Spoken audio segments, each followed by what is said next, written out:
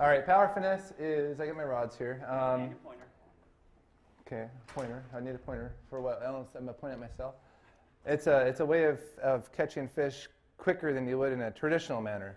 Say flipping or casting a jig or pitching like something we always have done. I do that too, but I consider there's different ways of power finessing. There's like shallow water power finessing, there's deep water power finessing, there's everything in between. When I say shallow, if you guys remember the Arkansas River, I almost won that one if the lock wouldn't have opened at the last minute, but it was down to the wire. And I was power finesse. I call it, you know, at times I had to slow down, but I was really kind of fishing where traditionally you'd pitch a jig or flip something up. You know, I was catching them in like 8 inches of water. Some of the fish I catch doing that actually leave a swirl.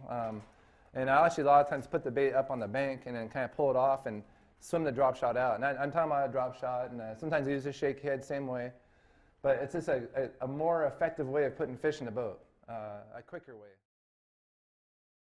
When I'm power finesse fishing, I'm using a spinning rod probably half the time. And I'm using, believe it or not, I'm using straight fluoro a lot of times when I do that. And that comes down to the accuracy with the spinning rod. When you got braid on there, it casts like thread. You have very little control over it. A lot of times I am fishing shallow water with it, you know, whatever it is, a bank to 2 or 3 feet of water a lot of times.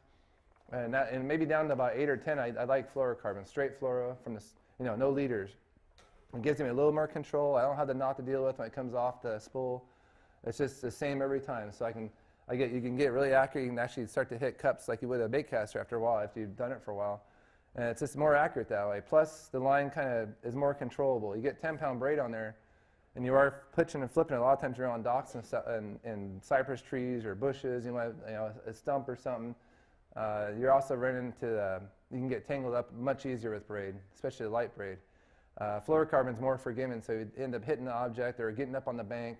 And you can do it if you're fishing heavy cover. I mean, there's nothing wrong with going. I do go straight braid. Speed. So what I'm doing, like that Arkansas River I talked about a minute ago, I was using a 32nd ounce weight with 8-pound, and I was really only fishing 0 to 3 feet, and most of the time my bites came within a foot or two of the bank. They were real shallow. The bank was kind of shallow, but the fish were. I kind of, after a few bites, kind of figured out I was passing some fish, but the fish that I could catch quicker are the ones that were right up on the bank. And basically, I was just kind of fishing kind of fast, you know, making a lot of casts and fishing parallel. I was kind of swimming a robo worm off the bank. I had a 4-inch fat worm, and that's something else we can talk about. But the fat worm is something I throw more in warmer water.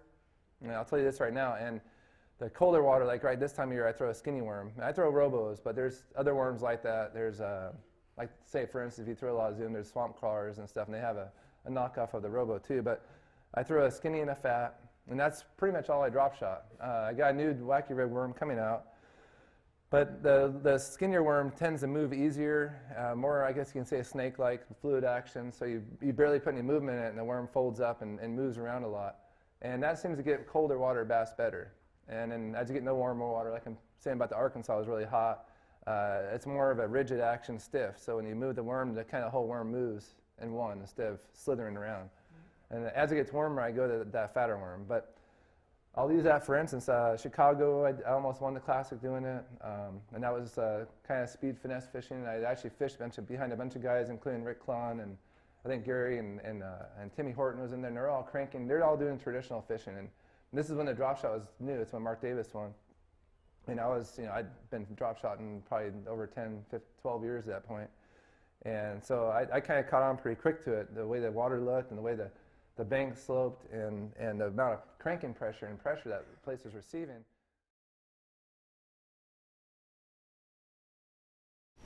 I hope you enjoyed the preview clip. And for more like that and the entire collection, subscribe to the Bass University TV. And if you want the tackle that you see on there, I want you to go to the Bass University Tackle Shop, powered by Tackle Warehouse, and click right here, and it's all at your fingertips. You want to become a better angler? You want to catch more and bigger bass at your local pond? Then check out Bass University TV for hardcore bass fishing information. Hey, I'm Pete Gluzek. And I'm Mike Iaconelli. And this is Bass University TV. Welcome to Bass University TV, an online video training course where you'll learn champion bass fishing techniques from pro anglers Pete Glusek, Mike Iaconelli, and their talented special guests. Everywhere I go in the country, I'm trying to use these techniques because I catch big fish that way. From on the water to in the classroom, We want to use that bait to help make that area even smaller and really find that sweet spot. you'll learn sound techniques and strong fundamental bass fishing skills. You want something that's got a nice limber action, that's going to allow you to build pressure and keep those hooks pinned against that fish's mouth. Watch hours of video content on multiple topics at your own pace for a low monthly fee. Cancel at any time. Hold on, because you're going to catch some big fish. Information is power in the sport of fishing, so learn from the very best. That's a key theory in all of fishing. Subscribe to Bass University TV today. Man, does it trigger a lot of strikes.